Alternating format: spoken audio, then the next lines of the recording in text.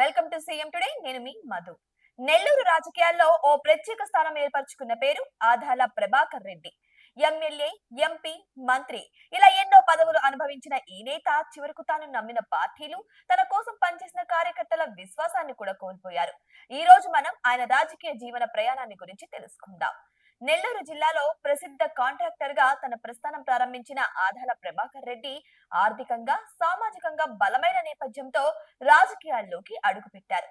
మొదట్లో తెలుగుదేశం పార్టీలోని తన రాజకీయ ప్రయాణాన్ని ప్రారంభించారు. తన స్థానం, సంపత్తి మరియు బంధాలను కూడా బలంగా ఉపయోగించుకొని ఎమ్మెల్యేగా ఎన్నుకోబడిన మంత్రిగా కూడా పనిచేశారు. అంతేకాదు 2019 ఎన్నికలకు ముందు అనూహ్యంగా పార్టీకి షాక్ ఇస్తూ తాను టీడీపీని వదిలి వైఎస్ఆర్ కాంగ్రెస్ పార్టీలోకి చేరిపోయారు. ప్రచారం నడుస్తున్న సమయంలోనే జగన్మోహన్ రెడ్డిని కలిసి వైఎస్ఆర్సీపీ కండువా కప్పుకొని నెల్లూరు పార్లమెంట్ సీటు బరిలోకి దిగారు. అప్పట్లో ఆయన విజయం సాధించారు. కానీ ప్రజలు అసలు మర్చిపోలేని విషయం ఆయన పార్టీ మారిన తీరు. చాలా మంది కార్యకర్తల్లో ప్రజల్లో నమ్మకం కోల్పోయారు ఈయన. 2024కు సమీపించడంతో మళ్ళీ టీడీపీలోకి రావాలని ఆయన ప్రయత్నించారు. కానీ గతంలో పార్టీని వదిలేసిన నేపథ్యం వల్ల తెలుగుదేశం నాయకత్వం ఆయనను తిరిగి స్వీకరించలేకపోయింది. జనసేన వైపు చూశారు. అటు కూడా అవకాశాలు లేకపోయాయి. ఇక చివరకు మళ్ళీ వైసీపీ నుంచే నెల్లూరు రూరల్ అసెంబ్లీ సీట్ నుంచి పోటీ చేశారు. తన ప్రత్యర్థి కోటంరెడ్డి శ్రీధర్ రెడ్డిను ఓడించేందుకు ఆయన పలు ప్రయత్నాలు కూడా చేశారు. ఇక కోటంరెడ్డికి చెందిన అనుచరులను ఆకర్షించేందుకు ప్రలోభాలు, అభిమానం అన్ని వినియోగించారు. అంతేకాకుండా సోషల్ మీడియాలో విస్తృతంగా నెగిటివ్ ప్రచారం కూడా చేయించారు. కానీ ప్రజలు తిరిగి నమ్మకం చూపించలేదు. ఇక తీవ్ర ఓటమి ఎదురైంది ఆయనకి. ఇక ఓడిపోయిన తర్వాత ఆయన పూర్తిగా ప్రజల కంటికి అందకుండా హైదరాబాద్ కు వెళ్లిపోయారు.